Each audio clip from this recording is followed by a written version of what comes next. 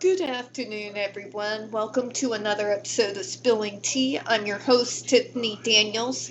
We'll get to the JRC here in a moment. First, the disclaimers and the trigger warnings.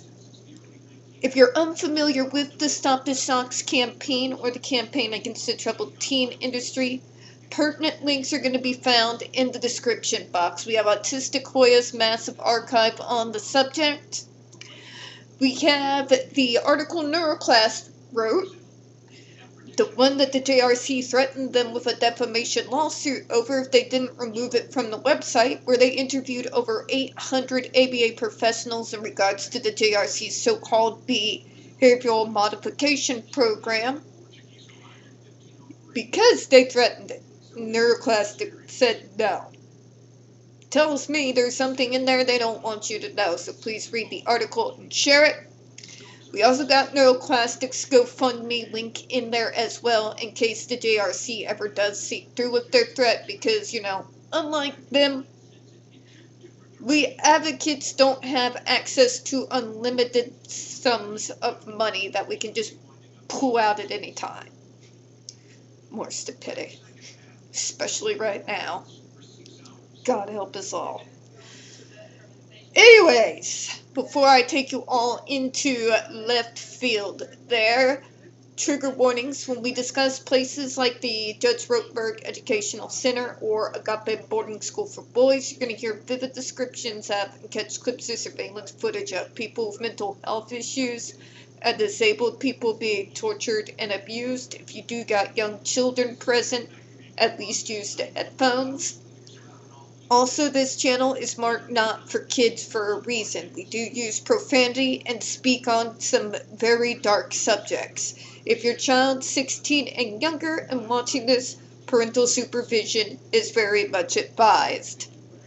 Now, as always, we still have some, because of our government, have a lot more mini-series that are already beginning to formulate into my head over here at Amateur Hour Spilling Tea. So, we're going to be covering supplemental security income, which is not exactly, it's part of Social Security. We'll get into all that.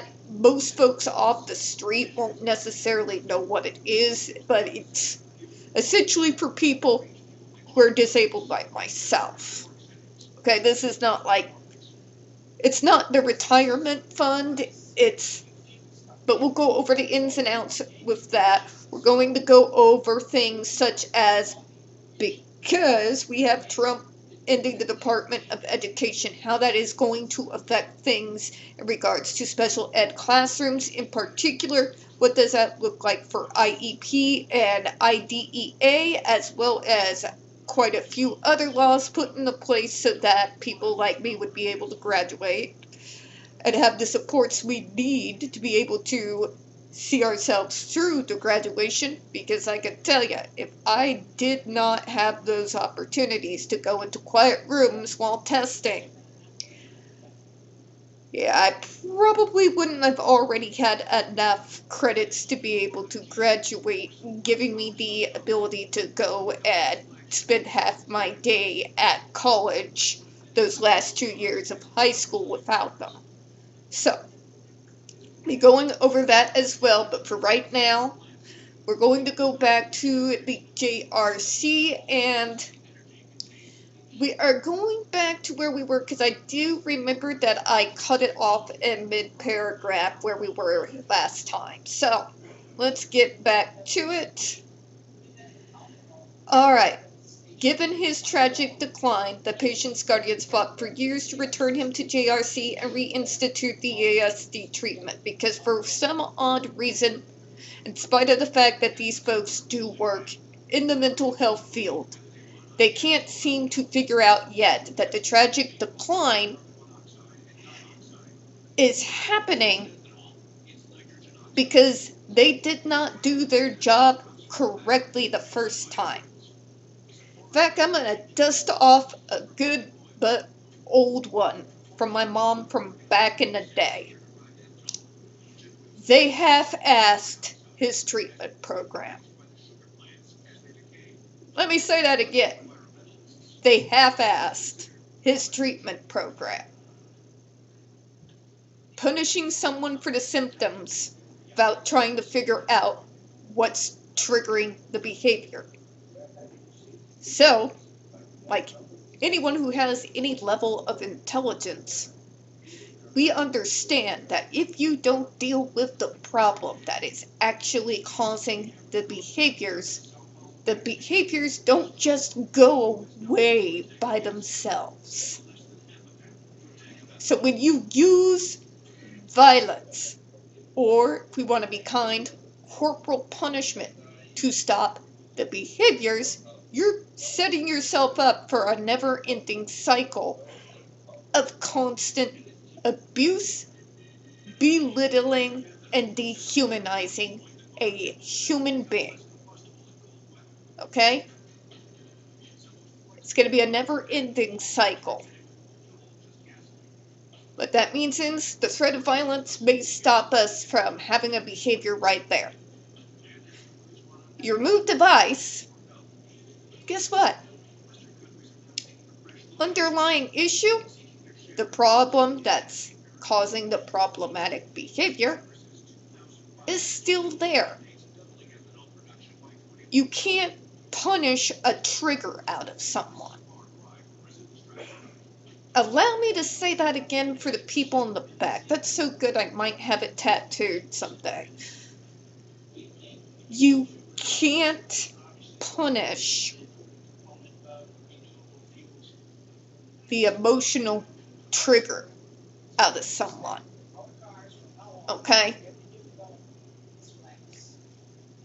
Trigger is a word that has been so misused and inappropriately used in our modern world that it's actually at this point kind of hard to bring it back to what is the actual original meaning to it.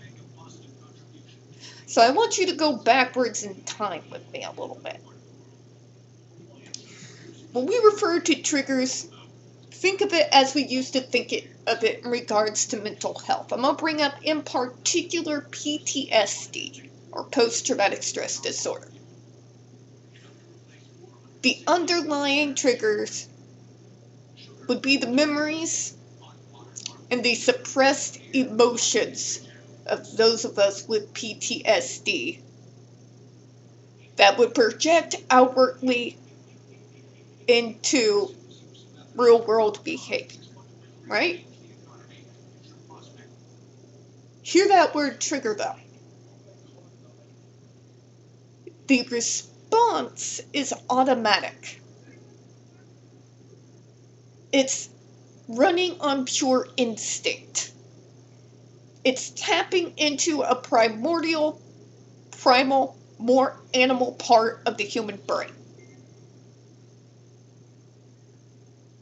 We can't control the behaviors after the trigger has already been tripped.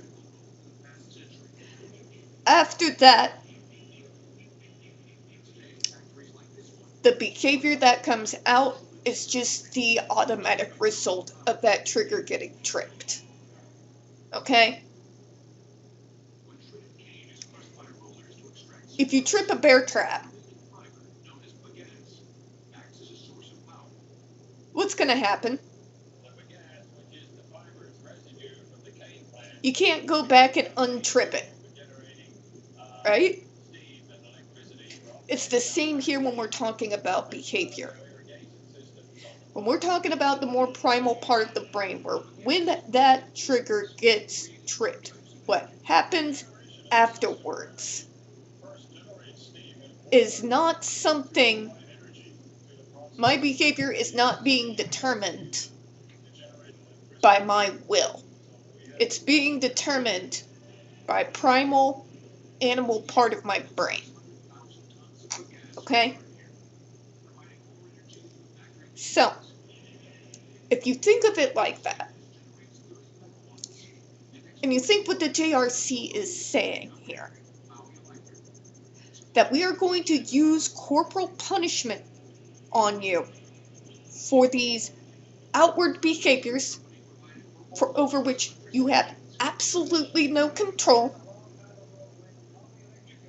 We're going to starve you, sleep deprive you, put you on loss of privileges, isolate you from being able to talk to anyone.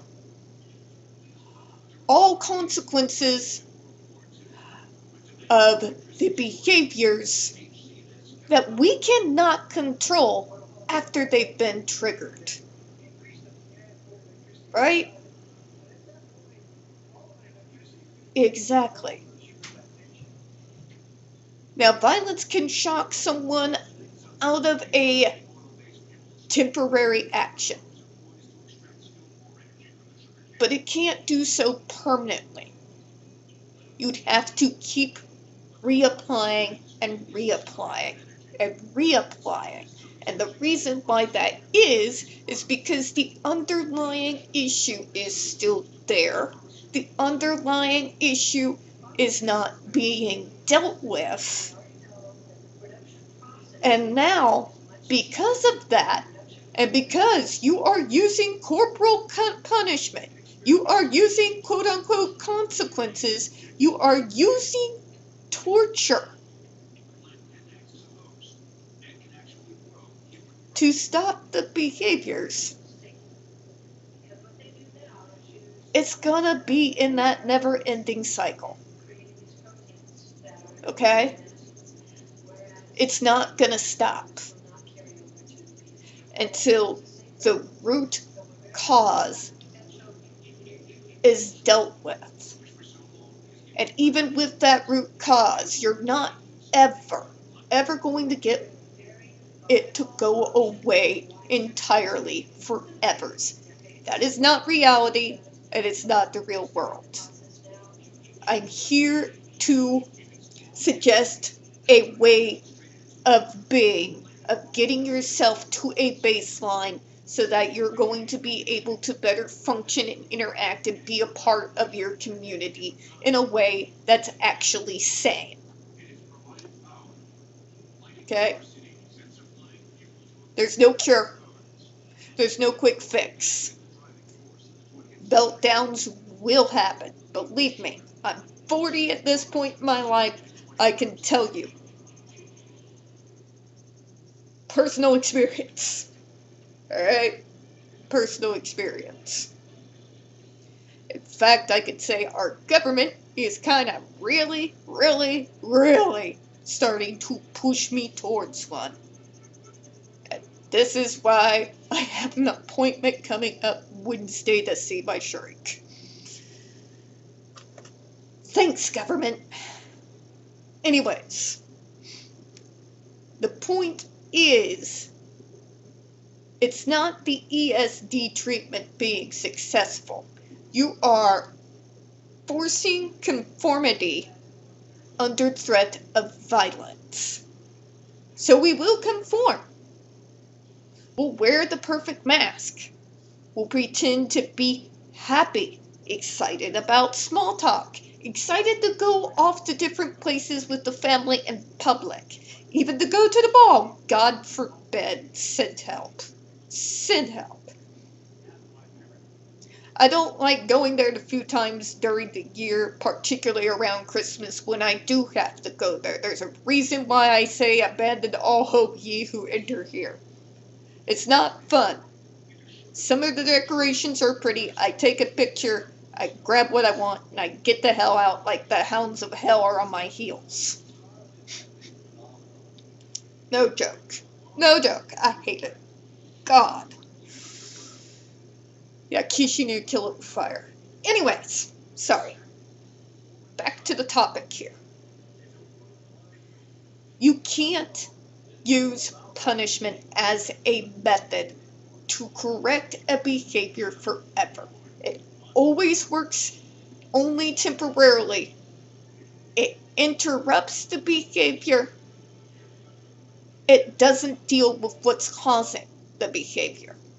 As long as the trigger is undealt with, that behavior is always going to be there just below the surface. And you can only suppress and mask for so long before the cycle repeats itself.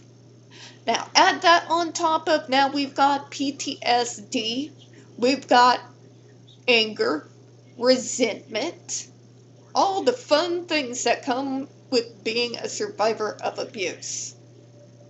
So, when we do leave, and we're no longer under that violent threat, now all the crap that we suppress naturally comes out like an avalanche. We've gone over that multiple times on this channel. The same thing is to get to the root cause.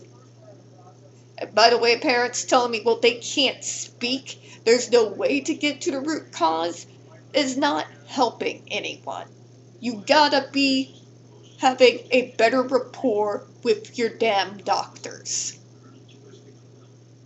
Behavior always has an underlying cause, whether it's subconscious or not subconscious, even if we ourselves don't know or think anything's behind it. There usually is. Usually is. So,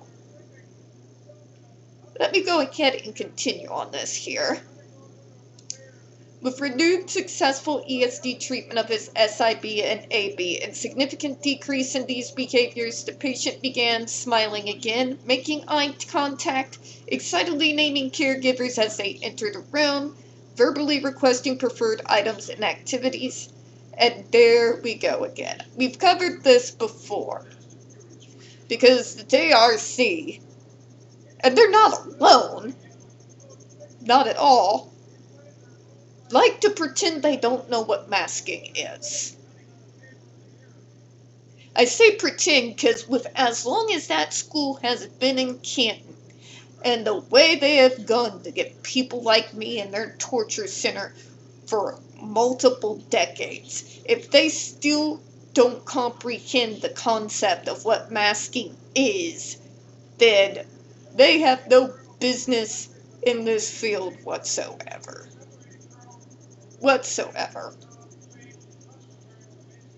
Burl has always known when I'm masking. If I am masking in an appointment, I get called out.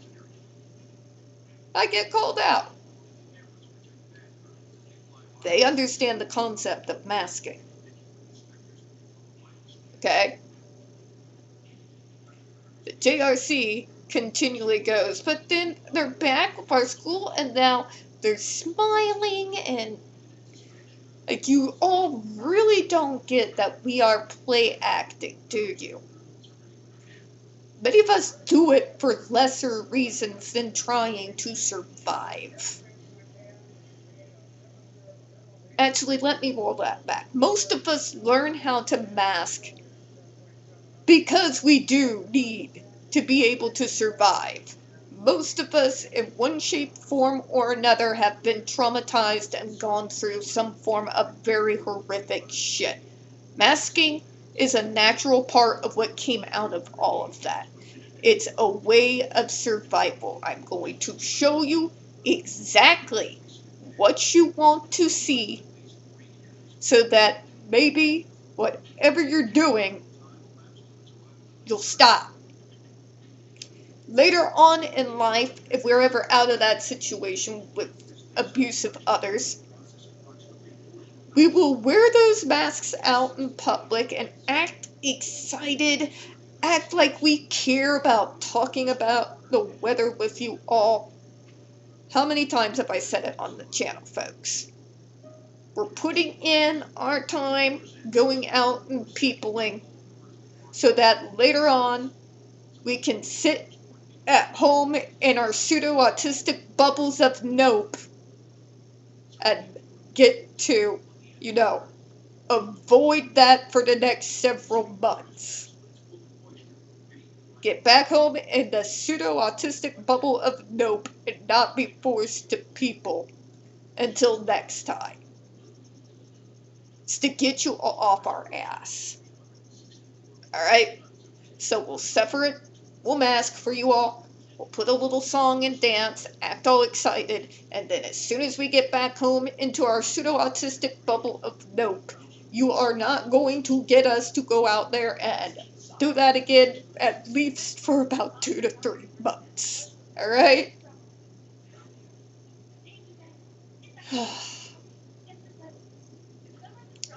We mask, JRC.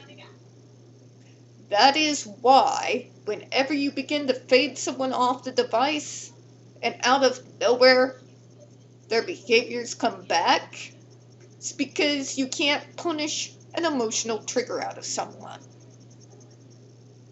You can startle and interrupt a behavior. You can't punish a trigger out of someone. All you can do is dig, uncover it, confront it head on, and figure out a way to deal with it in a way that will minimize the more scary behaviors that come out of you when that trip does get triggered. This is called logic. I know in this world it is very, very rapidly disappearing to my own absolute horror. But just go with me on this one, alright? Alright. So I remembered that we went through all of this, telling the FDA that everything they did was inadequate. We've also gone over a lot of this too. Those are the refractory ones we went over last week. But every once in a while, I like to re-go over some things, even if we've gone over them previously. But also, sometimes Tiffany has severe autistic fog brain, and today is that day. So, it's a part of that too. But anyways, for right now, before I embarrass myself further, we don't get very many views on this channel, and the few we do tend to get removed from time to time. So folks, if you could please don't forget to hit the like button, hit subscribe. Please don't forget to utilize the comments. I very much do appreciate your time. And as always, folks, we here at Spilling Tea do hope you have a good one. I'll see you all here in a few minutes. Bye-bye, everyone.